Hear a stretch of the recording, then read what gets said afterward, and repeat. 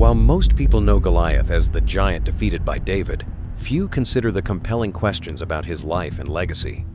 Recent excavations in the Philistine region have uncovered artifacts that suggest Goliath may have been part of a warrior elite linked to powerful deities and military strategies. Biblical sources describe entire populations of giants, suggesting a vast and forgotten legacy of giants that once walked the land. So, are we looking at a symbolic villain or the tip of an ancient truth modern narratives have buried? If you're new here, tap like, hit subscribe, and comment below where you're watching from. The Hebrew text describes Goliath as being 6 cubits and a span, tall approximately 9 feet. But here's what most translations miss. The Hebrew word used for his height, koma, doesn't just mean tall. It implies an imposing stature that commands respect and fear. This wasn't merely describing a large man. It was establishing Goliath as a figure of supernatural proportions. More intriguing still is the meticulous detail given to his armor and weapons. Goliath wore a bronze helmet and a coat of mail, weighing about 5,000 shekels, roughly 125 pounds of bronze armor. His spear had an iron head weighing 600 shekels, about 15 pounds. To put this in perspective, most ancient spears had heads weighing just a few ounces. Goliath's spearhead alone weighed more than most soldiers' entire weapons. But why such specific numbers? In Hebrew culture, precise measurements often carried symbolic meaning. The number 6 appears repeatedly in Goliath's description, 6 cubits tall, armor weighing 5,000 shekels, which breaks down to multiples of 6 in ancient counting systems. In biblical numerology, 6 represents imperfection and incompleteness, falling short of the divine number 7. Even in his measurements, Goliath was being positioned as a figure of human limitation despite his overwhelming physical power. Goliath wasn't alone. The Hebrew texts reveal he was part of a family line of giants that plagued Israel for generations. In 2 Samuel 21, we learn about other members of this giant clan, Ishbi, Benab, Saph, and another warrior simply called the brother of Goliath. The Hebrew term used to describe these figures is Rapha or Rephaim, a word that appears throughout the Old Testament but gets sanitized in most translations as simply giants. However, the original Hebrew carries much darker connotations. The Rephaim were considered a race of ancient, powerful beings associated with the dead and the underworld. They weren't just big people, they were something otherworldly. This family connection explains why Goliath's defeat didn't end the giant problem for Israel. David's victory was significant, but it was just the beginning of a longer campaign against this supernatural lineage. The texts suggest these weren't isolated incidents, but part of an ongoing spiritual and physical warfare between the Israelites and forces that transcended normal human conflict. Modern translations often smooth over the more unsettling aspects of Goliath's description, but the Hebrew original uses terminology that connects him directly to supernatural entities. The word Gibber, used to describe Goliath, doesn't just mean mighty warrior.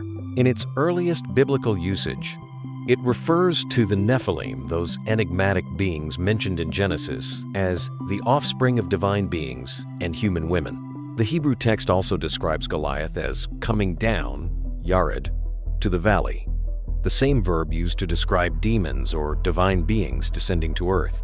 This wasn't just a warrior walking down a hill. The language suggests something supernatural manifesting in physical form. These linguistic choices weren't accidental. They were signaling to Hebrew readers that this confrontation operated on both physical and spiritual levels. Furthermore, when Goliath issues his challenge, the Hebrew uses the word karaf, which means more than just to defy. It carries connotations of blasphemy and supernatural reproach. Goliath wasn't just challenging Israel's army. He was blaspheming their God and invoking spiritual forces in his defiance.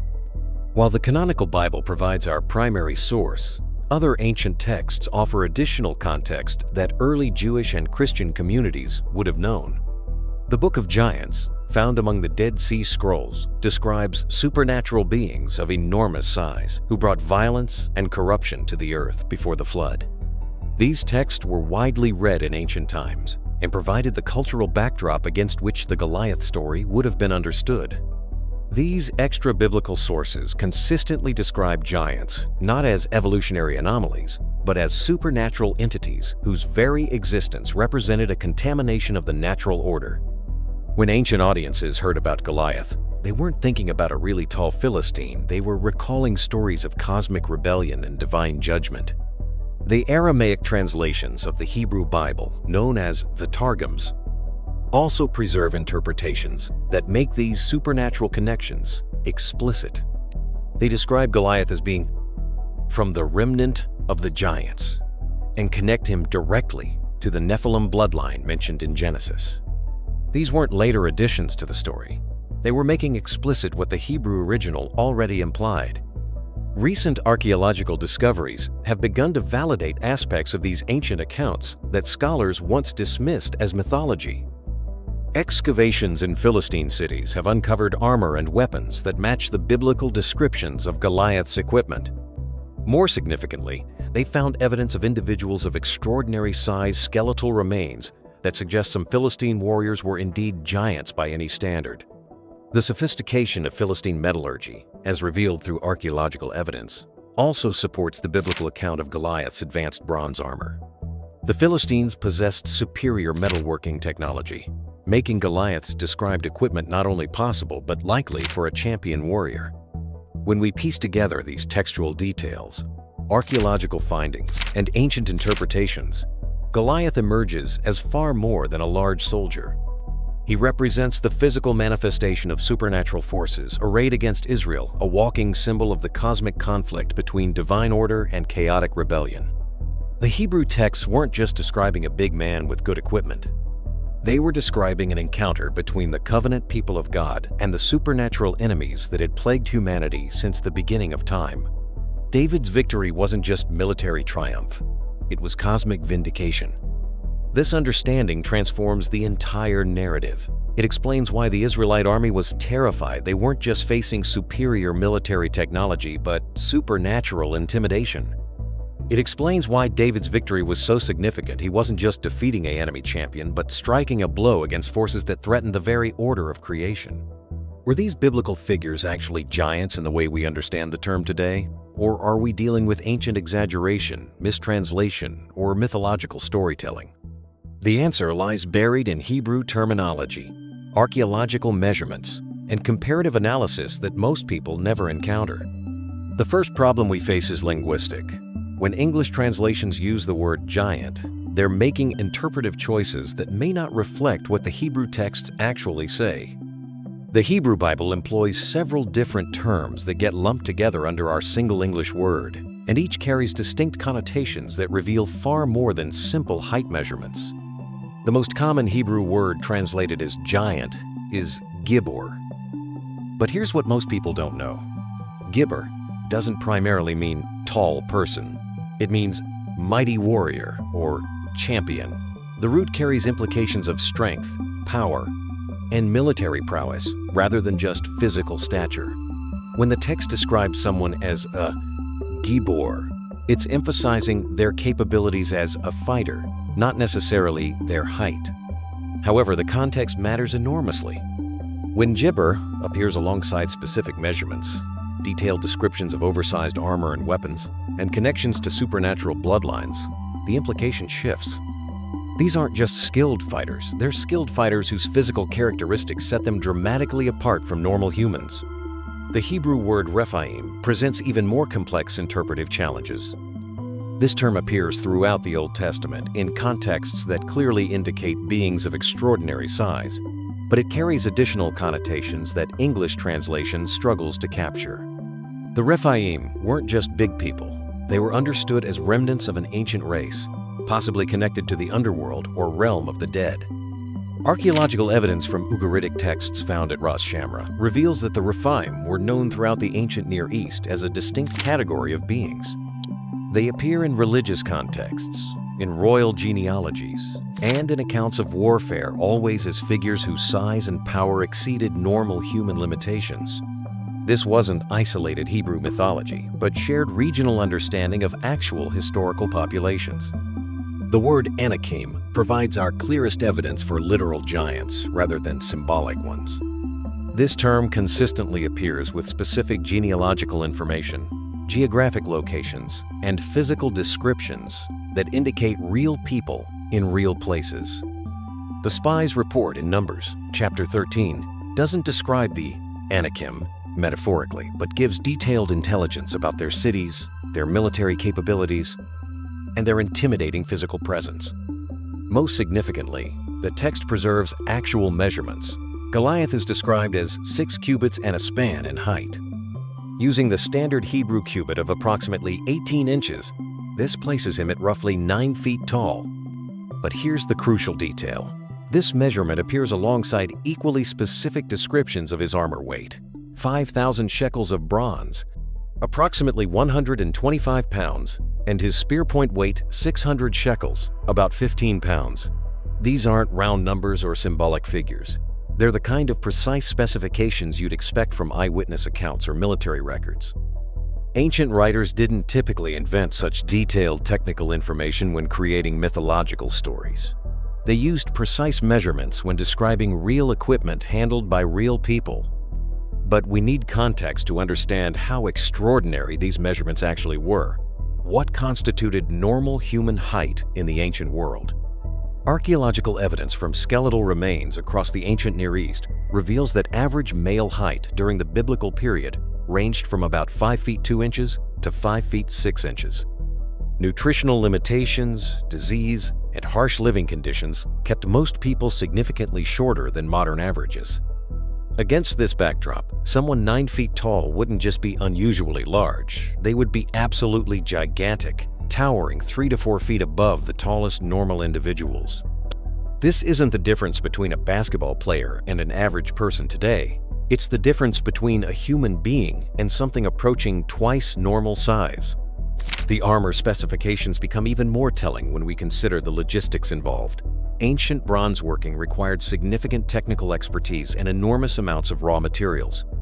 Creating 125 pounds of functional bronze armor wasn't just expensive, it required specialized knowledge of metallurgy, access to substantial metal supplies, and the ability to work with pieces far larger than normal human proportions demanded.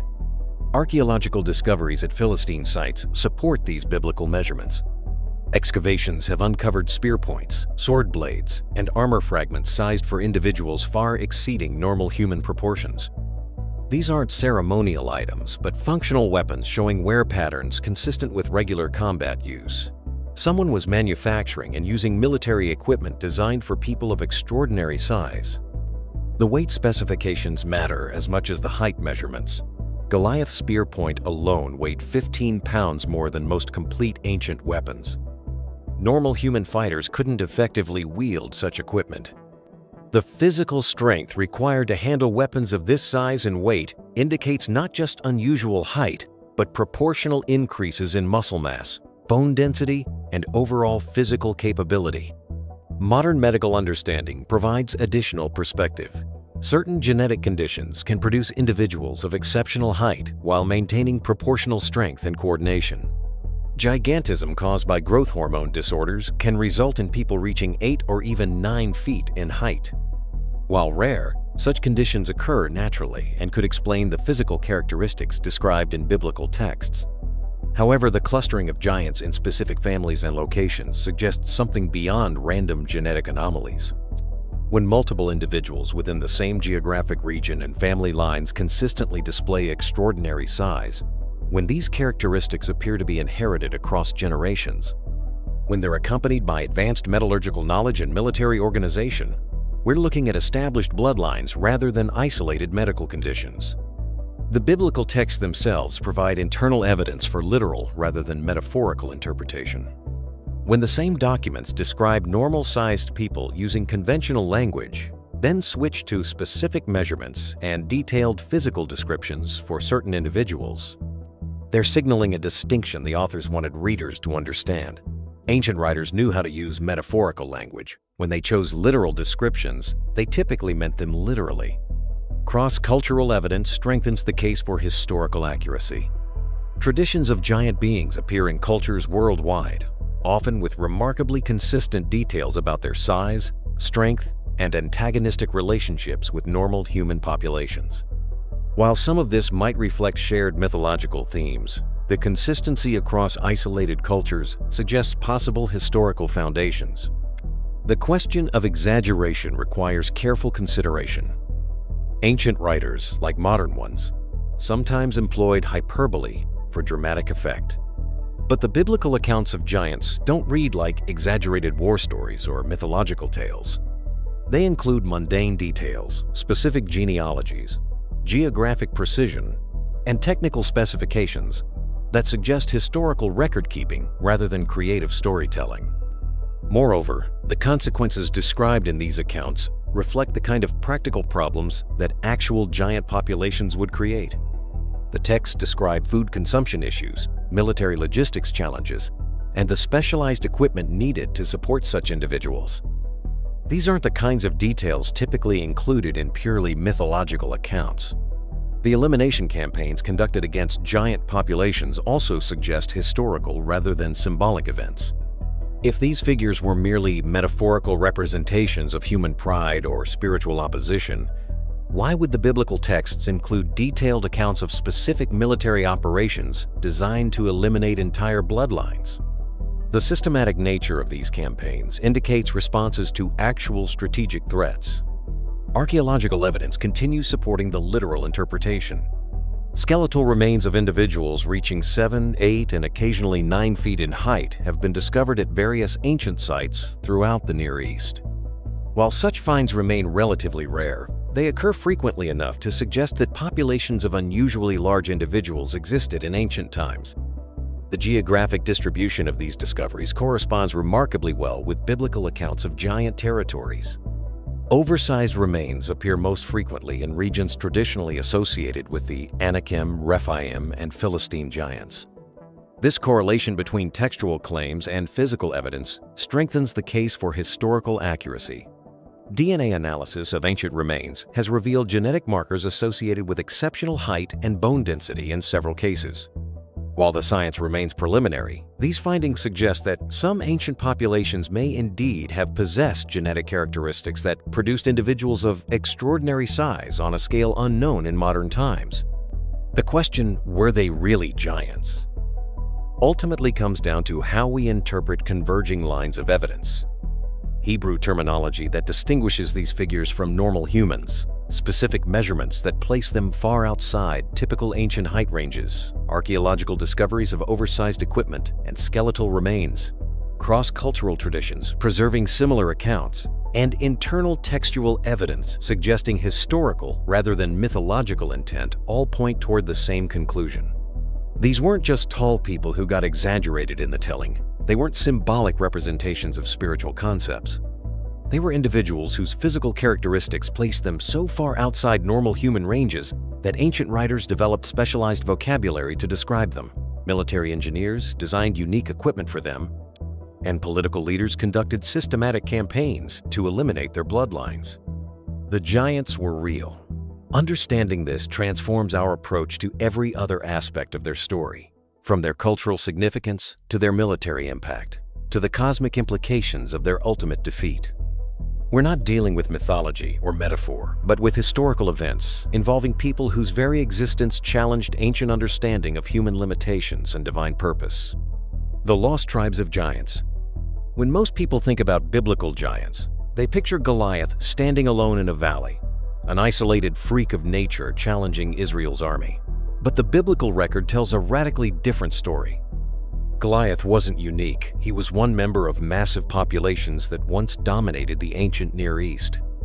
These weren't scattered individuals, but organized tribes, entire civilizations of giants that controlled vast territories from the Mediterranean coast to the Jordan River and beyond. The Hebrew texts preserve the names and locations of at least 4 major giant tribes: the Anakim, the Rephaim, the Zamzummim, and the Emim. Each group controlled specific territories, maintained distinct cultural traditions, and posed such significant threats that their elimination required systematic military campaigns spanning multiple generations. Understanding these lost tribes transforms our entire perspective on ancient history and reveals why the arrival of normal-sized human populations created such upheaval in the region. The Anakim appear first and most prominently in biblical accounts. Their name derives from Anak, meaning long-necked or giant, but their significance extends far beyond physical description. Numbers, chapter 13, verse 22, identifies three primary Anakim clans: Ahiman, Shesai, and Talmai. These weren't just individual giants, but family dynasties that had established themselves in specific geographic regions. The Spies report from Numbers, chapter 13, provides our most detailed account of Anakim civilization.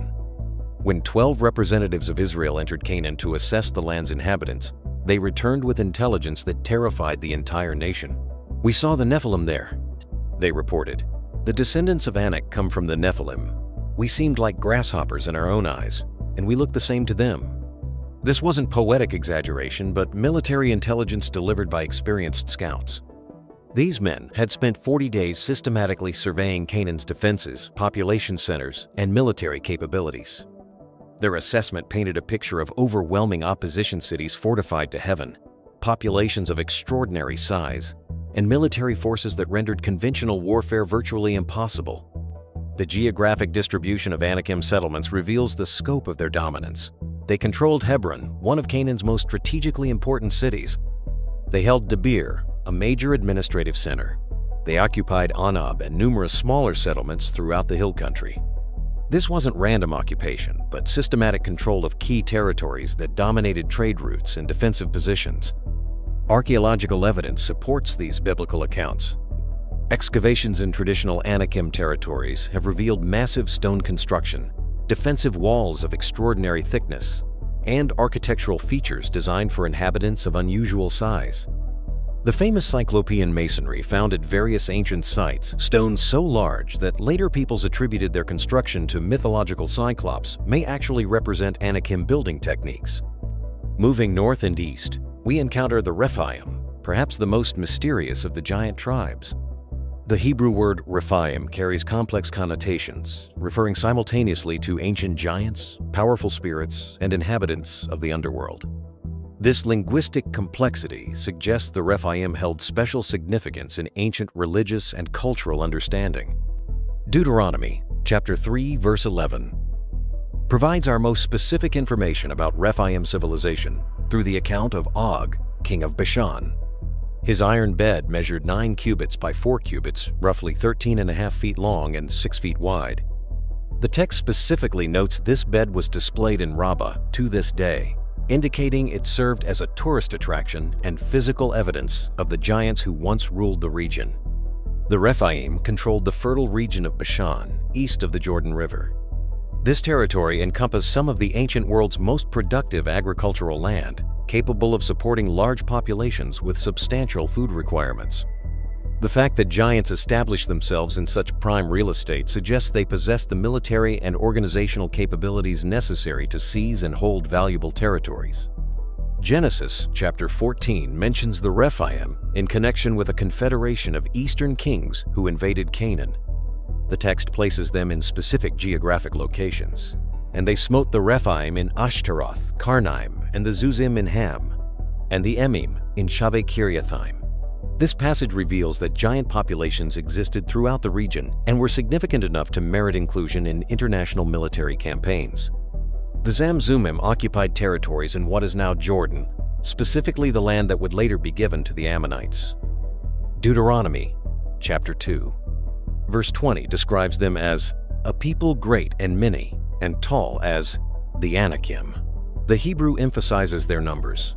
This wasn't a small population, but a substantial demographic group capable of maintaining territorial control over extended periods. The Ammonites themselves called these giants Zamzummim, which appears to be an onomatopoetic term, suggesting the sound of their speech. This linguistic detail implies direct cultural contact between normal-sized populations and giant tribes. The fact that the Ammonites had a specific name for these giants indicates prolonged coexistence and interaction. Archaeological surveys in ancient Ammonite territories have revealed evidence of settlements with infrastructure scaled for larger inhabitants. Storage facilities, defensive positions, and residential areas show architectural features consistent with occupation by people of extraordinary size. The sudden abandonment of many of these sites corresponds with biblical chronologies for giant elimination. The Emim controlled regions in ancient Moab, south and east of the Dead Sea. Deuteronomy, chapter 2, verse 10, identifies them as a people great and many and tall as the Anakim, but the Moabites call them Emim. Again, we see evidence of substantial populations rather than isolated individuals and specific cultural interactions between giant and normal-sized peoples. The name Emim derives from a Hebrew root meaning terrible ones or fearful ones, indicating the psychological impact these giants had on surrounding populations.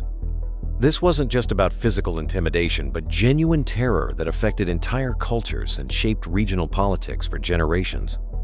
Moabite territories contained some of the ancient world's most defensible positions, plateau regions with natural boundaries that could be fortified against invasion. The fact that giants controlled these strategic locations suggests military sophistication beyond mere physical strength. They understood territorial defense, controlled key resources, and maintained political organization necessary for extended occupation. What emerges from this geographic survey is a picture of systematic giant control across the entire Promised Land and surrounding regions. These tribes weren't randomly distributed, but occupied the most strategically valuable territories: river crossings, trade routes, defensive positions, and fertile agricultural areas. This distribution pattern indicates sophisticated understanding of economic and military geography. The biblical texts consistently emphasize the numerical strength of these populations. The Anakim are described as great and tall, the Rephaim as numerous enough to control entire kingdoms, the Zamzummim as great and many, and the Emim as a people great and many. This repetitive emphasis on population size contradicts any interpretation that views these giants as isolated individuals or small family groups. Consider the logistical implications of supporting such populations. Giants requiring 3 to 4 times normal food intake, living in territories spanning hundreds of square miles. Maintaining military forces capable of defending against invasion, this demanded sophisticated agricultural production, organized distribution systems, and coordinated political leadership. We're looking at civilizations, not random collections of oversized individuals. The military capabilities of these giant tribes become apparent through biblical accounts of their elimination. These weren't quick victories against disorganized opponents, but prolonged campaigns requiring specialized tactics and divine intervention. Joshua's conquest of Anakim strongholds, Moses' defeat of Og and his forces, and later operations against surviving giant populations all required extraordinary military effort. The interconnection between these tribes also demands attention. Biblical texts suggest they weren't isolated populations, but related groups that maintained contact and possibly coordinated resistance against encroaching normal-sized peoples. Shared linguistic patterns, similar military technologies, and coordinated territorial defense all indicate ongoing communication and mutual support. Cultural evidence suggests these giant tribes maintain distinct religious and social practices that set them apart from surrounding populations. Archaeological finds include religious artifacts, burial practices, and artistic representations that differ significantly from contemporary, normal-sized cultures. These differences weren't just matters of scale, but fundamental distinctions in worldview and social organization. The sudden disappearance of these populations represents one of ancient history's most dramatic demographic transitions. Within a relatively short period spanning roughly the conquest period through David's reign, entire civilizations that had dominated the region for centuries simply vanished. Their cities were destroyed, their populations eliminated, and their territories redistributed to normal-sized peoples.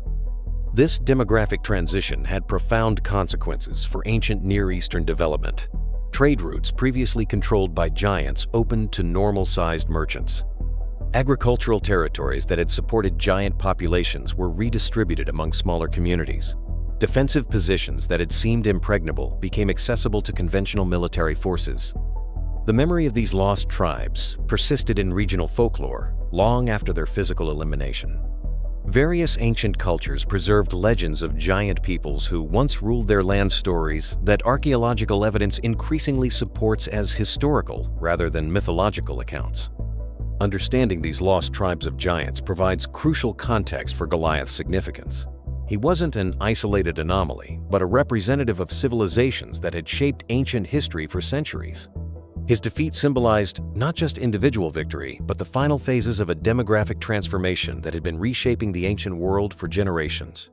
The scale of these populations, their geographic distribution, their military capabilities, and their sudden disappearance all point toward historical events, far more dramatic and significant than traditional interpretations suggest. We're not dealing with scattered myths about big people, but with the rise and fall of entire civilizations whose very existence challenges conventional understanding of ancient human development. Goliath wasn't the only one. Most people think Goliath was a one-off anomaly, a freak of nature who happened to be really tall. But the biblical record tells a different story entirely. Goliath wasn't alone. He was part of something much larger and more organized, a warrior dynasty that had been terrorizing the ancient world for generations. The evidence for this comes from a passage most church sermons skip entirely, 2 Samuel chapter 21, verses 15 through 22. Here we find an astonishing account of not one, but 4 additional giants, all connected to Gath, all possessing supernatural size and strength, all requiring special military operations to eliminate. This wasn't coincidence. This was a systematic campaign against an established military caste that had dominated the region for centuries. The passage opens with Ishbi-Benob, described as one of the descendants of Rapha.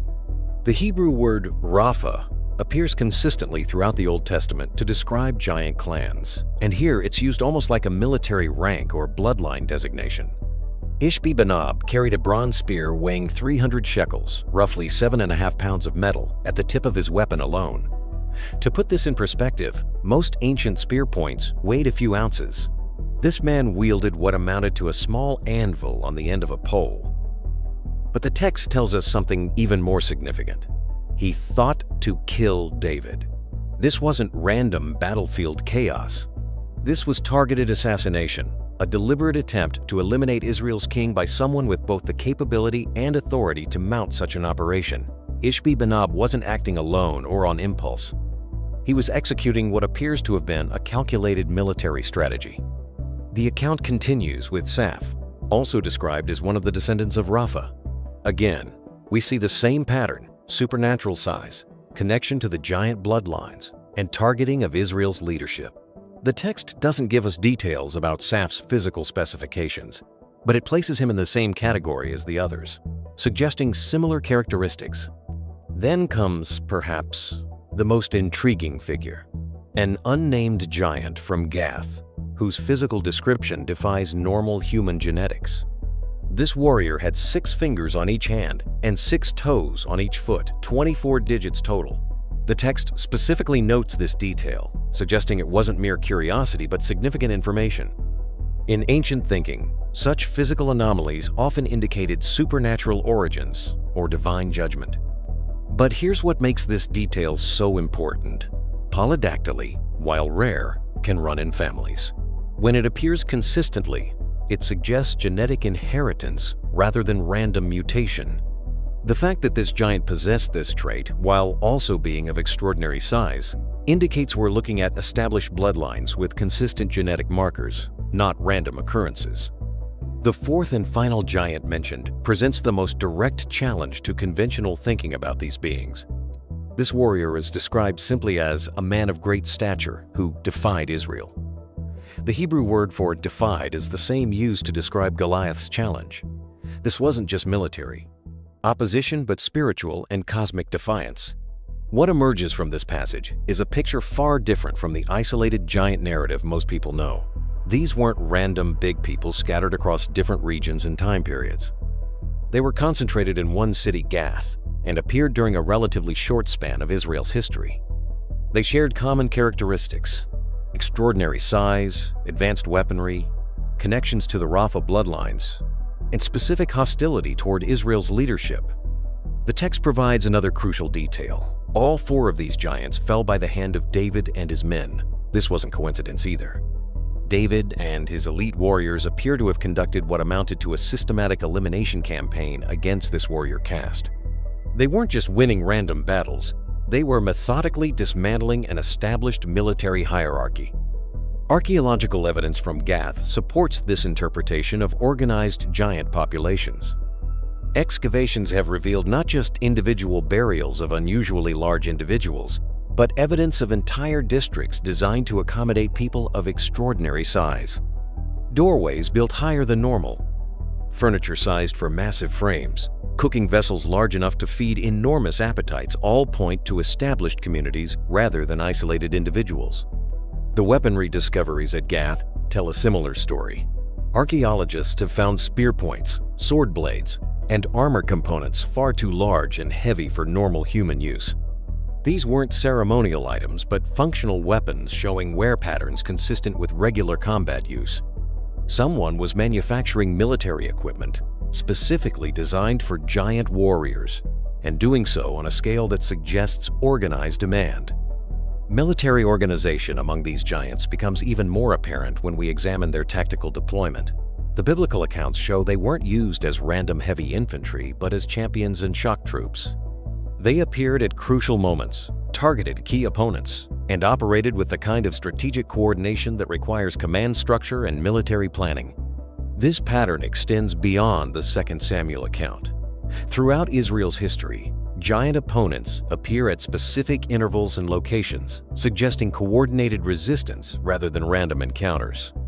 The spies report in Numbers chapter 13 describes not just individual giants, but cities great and fortified up to heaven, inhabited by the descendants of Anak. This language indicates established urban centers with defensive infrastructure designed by and for giant populations. The Philistine connection becomes crucial here. While not all Philistines were giants, their culture appears to have integrated these warrior castes into their military structure. The Philistines possessed superior metallurgy and military organization compared to early Israel, and their ability to field and support giant warriors may have been key to their regional dominance. Consider the logistics involved in maintaining such warriors. A man of Goliath's size would require approximately 4 times the food intake of a normal soldier. His armor alone represented more bronze than many ancient communities possessed. The weapons he carried required specialized forging techniques and enormous amounts of metal. Supporting one such warrior demanded significant economic resources. Supporting multiple giants required an entire military-industrial system. Yet the Philistines managed exactly this. They maintained not just Goliath, but an entire caste of giant warriors, equipped them with advanced weaponry, and deployed them strategically against their enemies. This suggests a level of organization and resource allocation that goes far beyond random genetic anomalies. The geographic concentration also demands attention. These giants weren't scattered randomly across the ancient world, but clustered in specific regions. Gath served as their primary center, but other Philistine cities also housed giant populations. This geographic clustering supports the bloodline theory-related families settling near each other, intermarrying, and maintaining their distinctive characteristics across generations. The timing of their elimination provides another clue. David's campaigns against the giants weren't spread across his entire reign, but concentrated in specific periods. This suggests coordinated operations, planned campaigns, designed to systematically eliminate a recognized threat. Military historians recognize this pattern as characteristic of campaigns against established enemy hierarchies, rather than random encounters with individual opponents. The genetic implications become staggering when we consider the full scope. If Gath alone housed multiple giant families, if other Philistine cities contained similar populations, if these bloodlines had been established for generations, then we're looking at hundreds or possibly thousands of individuals carrying whatever genetic factors produced their extraordinary characteristics. The sudden disappearance of these giants after David's campaigns raises additional questions. Either the bloodlines were completely eliminated through systematic warfare, or the genetic factors that produced giant characteristics somehow became diluted or dormant. The biblical record suggests the former, that David and his men conducted what amounted to genetic warfare, targeting specific bloodlines for complete elimination. Modern genetics offers intriguing possibilities for understanding these ancient accounts. Certain genetic conditions can produce both extraordinary height and other physical anomalies, like polydactyly. If such conditions ran in families, If those families intermarried to preserve their characteristics, if they received social advantages because of their size and strength, then over generations, they could indeed produce populations of consistently giant individuals. The military advantages of such populations would have been obvious to ancient commanders. In an age when physical strength directly translated to battlefield effectiveness, when psychological intimidation could win battles before they began, maintaining castes of giant warriors would provide enormous strategic advantage. The Philistines appear to have recognized and exploited exactly this opportunity. What makes this particularly significant is how it changes our understanding of David's famous victory. He wasn't defeating an isolated giant, but striking at the heart of an established military system. Goliath represented not just individual strength, but institutional power, not just physical threat, but organized opposition to Israel's emergence as a regional power. The other giants mentioned in 2 Samuel represent the cleanup operation, eliminating remaining members of a warrior caste whose primary champion had already fallen. David's men weren't just winning random encounters. They were methodically dismantling a military hierarchy that had dominated the region for generations. This understanding transforms our appreciation of what David accomplished. He didn't just defeat one impressive opponent. He initiated the destruction of an entire military system based on supernatural bloodlines and advanced technology. His victory opened the door for normal human armies to compete on relatively equal terms with forces that had previously held insurmountable advantages. Excavations in Gath, a key city of the Philistines, have yielded remarkable findings that align closely with the biblical narrative. Archaeologists have unearthed massive fortifications, suggesting that Gath was a site of significant military activity and power. The scale of these structures speaks volumes about the societal organization and military readiness of the Philistines. One of the most compelling discoveries is the presence of large burial sites believed to belong to warriors, which provide evidence of a warrior class that could very well include figures like Goliath. The physical dimensions of the graves hint at the impressive stature of those interred, supporting the notion that giants were not merely mythological but part of the historical record. Moreover, the findings have revealed large-scale agricultural practices in Gath, indicating that the Philistines were not only warriors, but also skilled in farming and resource management, thus providing a well-rounded view of their culture. This information adds depth to our understanding of Goliath's context. He was not just a solitary giant, but part of a thriving society capable of sustaining its military might. The artifacts uncovered in Gath further illustrate the sophisticated military culture of the Philistine giants. Weapons, including large swords, spearheads, and remnants of shields, have been found, showcasing advanced metallurgy and craftsmanship. These discoveries indicate that Goliath and his fellow warriors were equipped with cutting-edge technology for their time, challenging the idea that they were simply brutish fighters. In addition to weapons, the excavation sites have revealed intricate pottery featuring detailed designs and inscriptions that provide insight into Philistine lifestyle and beliefs. These artifacts depict scenes of battle and motifs that likely held religious significance, connecting the military might of the Philistines with their spiritual worldview. This fusion of warfare and spirituality was likely exemplified by Goliath himself, who not only fought for his people, but also represented their cultural values and religious beliefs. Among the most exciting finds are inscriptions on pottery and other artifacts that mention names resembling those of biblical giant clans. Some of these inscriptions reference figures with names closely linked to Goliath, suggesting a direct connection between the archaeological record and the stories found in biblical texts. This evidence provides a tangible link to the narratives that have been passed down through generations, reinforcing the idea that giants like Goliath were not merely mythical creations, but part of an actual historical landscape. For instance, inscriptions that reference warriors with names such as Og and Ahijah echo the accounts of giants mentioned in Scripture. These references are not mere coincidences. They point to a shared cultural memory that transcends time. The existence of such names in archaeological findings suggests that the stories of these giants were widely circulated and remembered, possibly serving as both cautionary tales and sources of pride for the Philistines. Moreover, the presence of pottery adorned with images of warriors in combat scenes indicates that the Philistines took great pride in their military heritage. These artifacts not only represent the artistic expression of a culture, but also serve as propaganda, celebrating the might of their champions like Goliath. This cultural pride would have bolstered the morale of soldiers and citizens alike, reinforcing their identity as a formidable nation. Perhaps the most crucial takeaway from these archaeological discoveries is the confirmation of an elite warrior class within Philistine society. The evidence suggests that warriors like Goliath were not just strong individuals, but members of a prestigious warrior elite, trained and equipped in ways that set them apart from ordinary soldiers. This elite status would have conferred upon them not only military prowess, but also social influence, as they were seen as protectors and champions of their people. Through the findings at Gath, we see a society that revered its warriors, providing them with specialized training, advanced weaponry, and cultural significance. Goliath's stature and reputation would have made him a key figure in this warrior class, symbolizing the might and bravery of the Philistines. His battles and victories would have been celebrated in their art and storytelling, solidifying his legacy as more than just a giant defeated by David. These archaeological insights compel us to reconsider the narrative surrounding Goliath.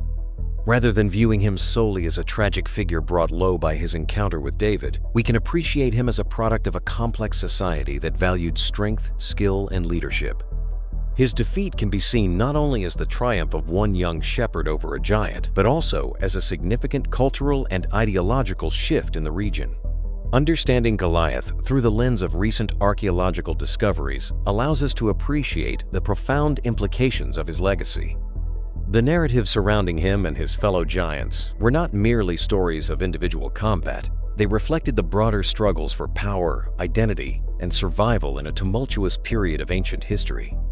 The elite warrior class that Goliath belonged to would have played a crucial role in shaping Philistine society, influencing everything from military tactics to religious practices. Their presence challenged the Israelites, compelling them to define their identity in opposition to the Philistines. This conflict set the stage for the establishment of Israel as a nation and framed the theological implications of David's victory. Goliath's defeat was not simply about one person overcoming another. It represented the triumph of a new belief system and the reassertion of divine favor for the Israelites. Moreover, the archaeological evidence highlights that stories of giants like Goliath resonate beyond the confines of biblical texts. The existence of such figures in various cultures indicates a shared human fascination with the concept of giants, beings that embody both power and fragility. As we explore Goliath's story, we can draw parallels to modern-day struggles where the powerful are toppled by the seemingly weak, urging us to reflect on the narratives we create around our heroes and villains. The findings from Gath not only confirm biblical accounts, but also enrich our understanding of the complexity surrounding Goliath's legacy. As we continue our journey through the ancient texts and explore the rich cultural tapestry of the Philistines, we are reminded that these stories are not just relics of the past, but continue to resonate in our understanding of power, identity, and the human experience. The Nephilim Connection, Goliath's bloodline revealed. The evidence about Goliath's supernatural terminology, his connection to the Rephaim, and the archaeological discoveries at Gath all point to one inescapable conclusion. Goliath wasn't just a tall warrior. He was part of an ancient bloodline that traces directly back to the most controversial figures in biblical history, the Nephilim. This connection transforms everything we thought we knew about David's famous victory. To understand Goliath's true significance, we need to travel back to humanity's earliest chapters. Genesis chapter 6, verses 1 through 4 describes a time when the sons of God came in to the daughters of men, and they bore children to them. These children were the Nephilim, beings of extraordinary size and power who dominated the antediluvian world. The Hebrew word Nephilim itself carries ominous meaning. It derives from the root nephil, meaning to fall or cause to fall. These weren't just physically imposing beings. They were fallen ones whose very existence represented a cosmic disruption of the natural order. Ancient Jewish commentators understood them as the offspring of angelic beings who had abandoned their heavenly positions to mate with human women. But Genesis chapter 6, verse 4 doesn't just describe the Nephilim in past tense. It makes a startling declaration. The Nephilim were on the earth in those days and also afterward. This phrase, often glossed over in Sunday school lessons, contains earth-shattering implications. If the flood was supposed to cleanse the earth of these beings, how could they exist afterward? The flood narrative presents us with an apparent impossibility. God's judgment was meant to destroy all flesh that had been corrupted by the Nephilim's presence. Yet the biblical record clearly indicates that giant bloodlines continued after the flood. This isn't a contradiction, it's a mystery that ancient interpreters grappled with for centuries. Several theories emerged to explain this puzzle. Some ancient texts suggest that certain Nephilim survived by clinging to the ark's exterior. Others propose that the angelic human unions resumed after the flood, recreating the conditions that had originally produced the giants. The most compelling explanation lies in the genealogical records themselves. The key appears in Genesis, chapter 7, verse 7, which specifies that Noah's family entered the ark. While Noah was perfect in his generations, meaning his bloodline remained uncorrupted, the same guarantee doesn't explicitly extend to the wives of his sons. Ancient commentators noted this carefully, suggesting that Nephilim genetics might have entered the post-flood world through these women. When we examine the post-flood appearance of giants, they don't appear randomly, but cluster in specific geographical regions and family lines. This suggests genetic rather than supernatural origins for the later generations. The bloodline had been preserved, diluted perhaps, but carrying forward the genetic legacy of the pre-flood world. The clearest link between pre-flood Nephilim and later giants appears through the lineage of Anak. Numbers chapter 13 verse 33 makes this connection explicit. We saw the Nephilim there. The descendants of Anak come from the Nephilim. The Hebrew text leaves no ambiguity. The Anakim were direct descendants of the original Nephilim. Anak's name means long-necked or giant, but his significance extends beyond physical description.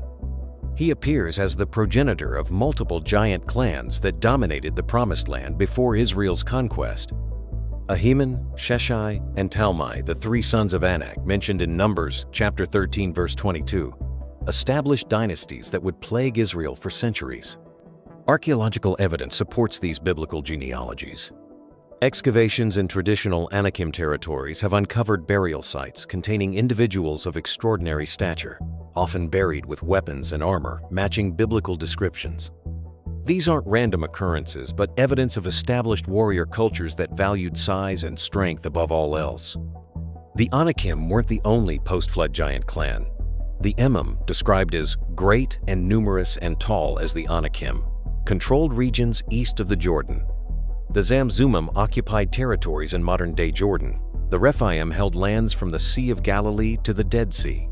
Each group maintained distinct cultural traditions, while sharing the common characteristic of exceptional physical stature. This brings us to Goliath's place in this complex genealogical web.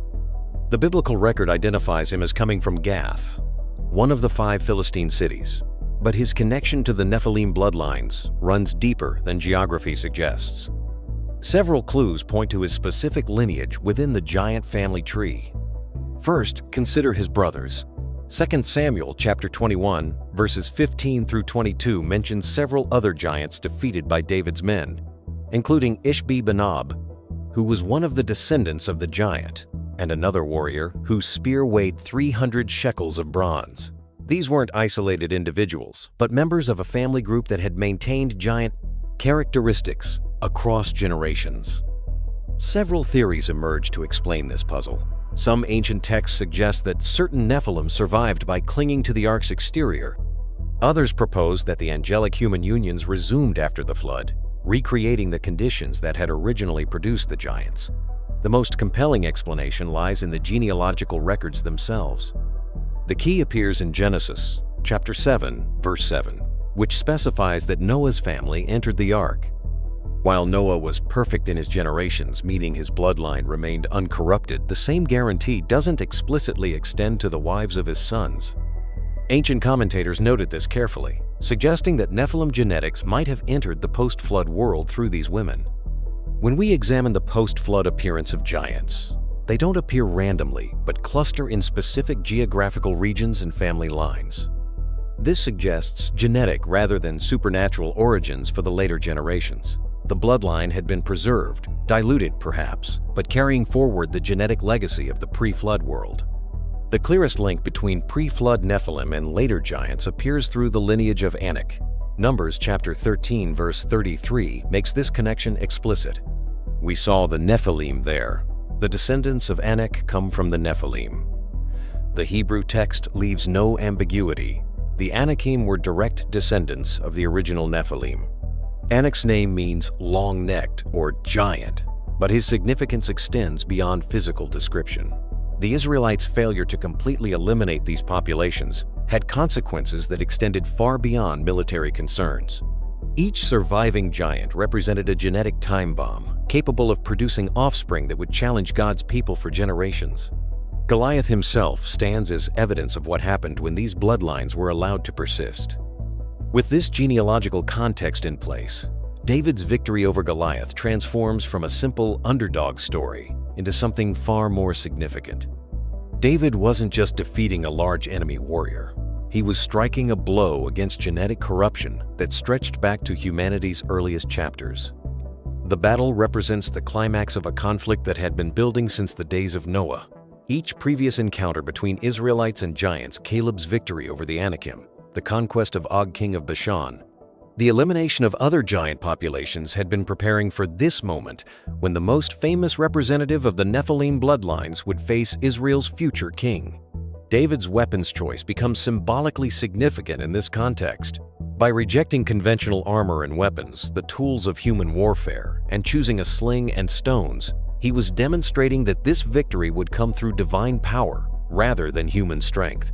The contrast between Goliath's advanced metallurgy and David's simple stones emphasized that supernatural problems require supernatural solutions. Goliath's death marked a turning point in the long struggle between pure human bloodlines and Nephilim descendants. While other giants would continue to appear sporadically throughout biblical history, the giant of Gath with 6 fingers and 6 toes, various Philistine champions, none would achieve Goliath's level of fame or represent such a clear challenge to God's purposes. The genealogical evidence suggests that giant bloodlines gradually diluted over time. Without the concentrated populations that had maintained their distinctive characteristics, the genetic markers that produced extraordinary size and strength became increasingly rare.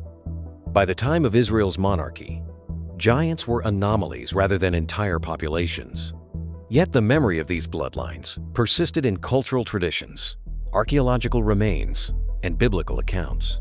They served as reminders of humanity's strange early history and warnings about what happened when cosmic boundaries were crossed inappropriately. Understanding Goliath's connection to the Nephilim bloodlines raises profound questions about human genetics, ancient history, and the nature of biblical accounts. If these genealogies preserve actual historical memory, they suggest human development followed a far stranger path than conventional narratives acknowledge. The precision of biblical genealogies, the consistency of archaeological evidence, and the persistence of giant traditions across multiple cultures all point toward the possibility that these accounts preserve factual information about humanity's earliest chapters. The alternative, that multiple independent cultures invented similar stories about giant beings descended from divine human unions, seems increasingly unlikely as evidence accumulates. What emerges from this investigation is a picture of ancient history far more complex and mysterious than either religious or secular authorities typically acknowledge. Goliath's story becomes not just about one giant's defeat, but about the conclusion of a cosmic drama that began in humanity's earliest generations. The bloodline connection explains why this particular battle carried such significance for ancient audiences and why its memory has persisted across millennia. David's victory represented the triumph of pure human bloodlines over genetic corruption, of divine purpose over supernatural rebellion, of God's chosen people over the lingering remnants of the pre-flood world. In defeating Goliath, David didn't just win a battle, he helped close a chapter of human history that had been open since the earliest days of creation. The giant's fall marked the end of an era when beings carrying genetic memories of the Nephilim could challenge God's purposes with any hope of success. The truth about Goliath's bloodline reveals that this famous biblical encounter was never just about size versus skill, strength versus faith, or tyranny versus freedom. It was about the final resolution of a genetic and spiritual conflict that had shaped human history from its very beginning. Understanding this connection transforms our appreciation of both David's courage and the cosmic significance of his victory over the last great champion of the Nephilim bloodlines. After chapters revealing Goliath's true nature through ancient texts, archaeological evidence, and cultural analysis, you're probably wondering why this information isn't taught in Sunday schools or discussed in academic circles. Why do most people still think of Goliath as just a really big guy? The answer reveals something uncomfortable about modern religious institutions, academic establishments, and our collective approach to ancient history. What we're witnessing isn't accidental oversight, but systematic suppression of evidence that challenges carefully constructed worldviews.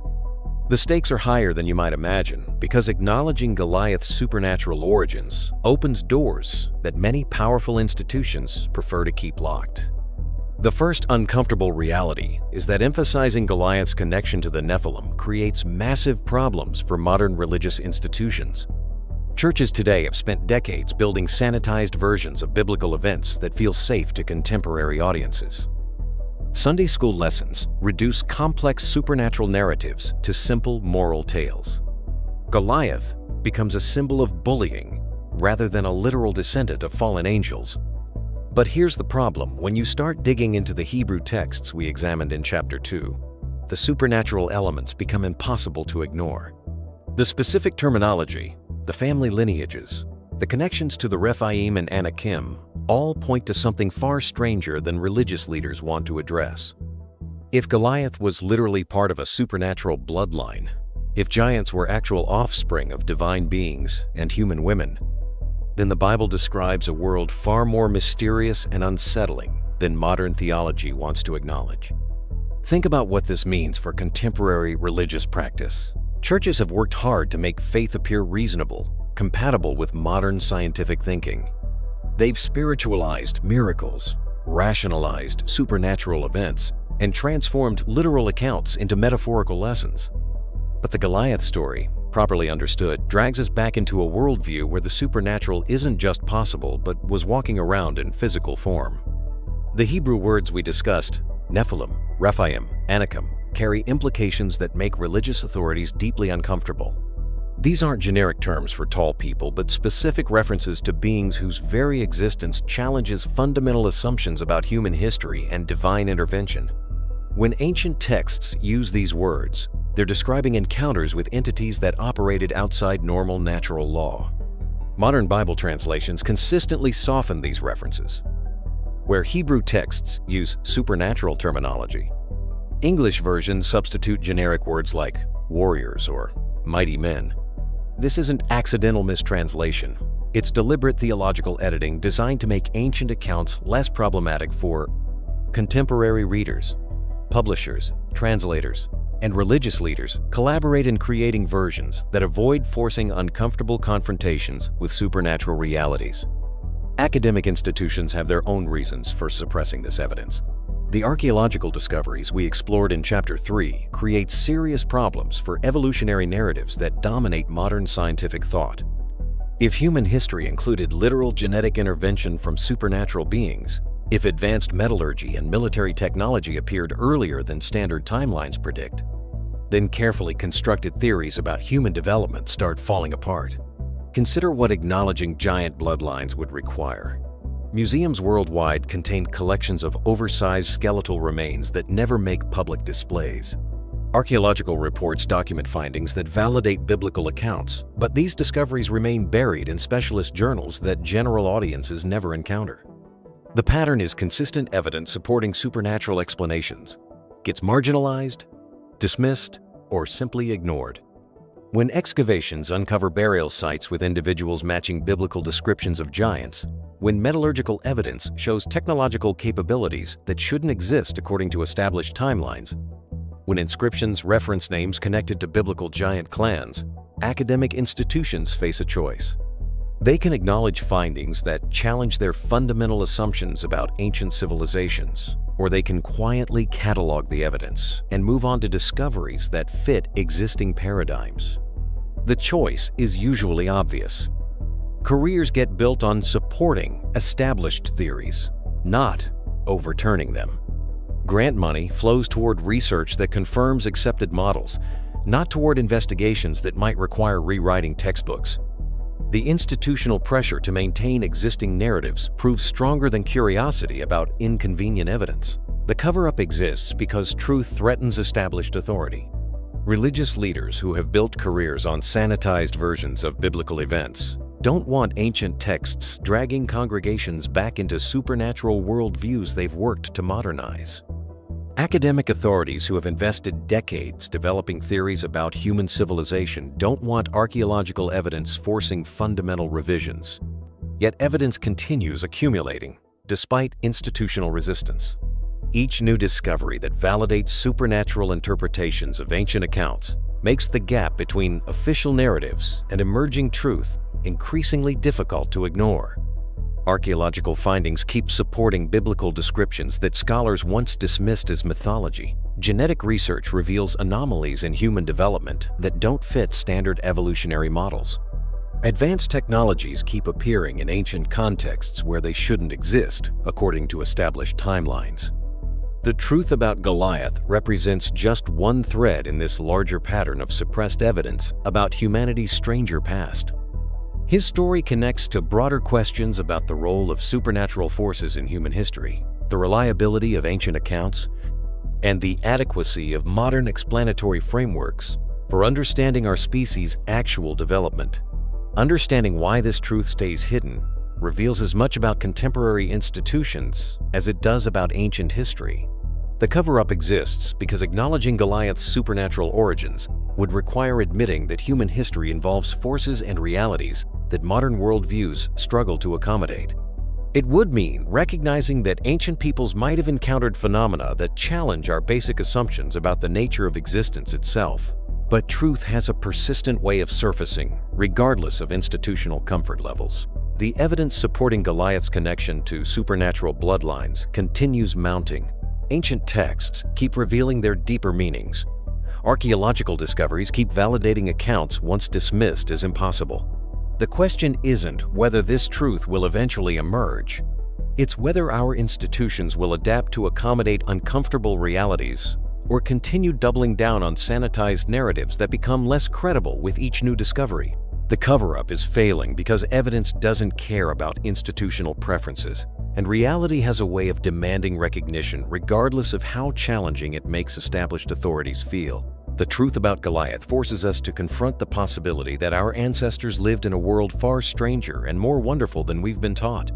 It suggests that supernatural forces played more direct roles in human development than modern institutions want to acknowledge. It implies that ancient texts might preserve historical memories of realities that stretch our current understanding of what's possible. Whether we choose to engage with these uncomfortable truths or continue pretending they don't exist will determine not just how we understand our past, but how prepared we are for whatever aspects of reality we haven't yet learned to see. What other biblical stories are hiding explosive truths in plain sight? What happens when we stop treating ancient texts as simple moral tales and start investigating them as historical documents? The truth about Goliath is just the beginning.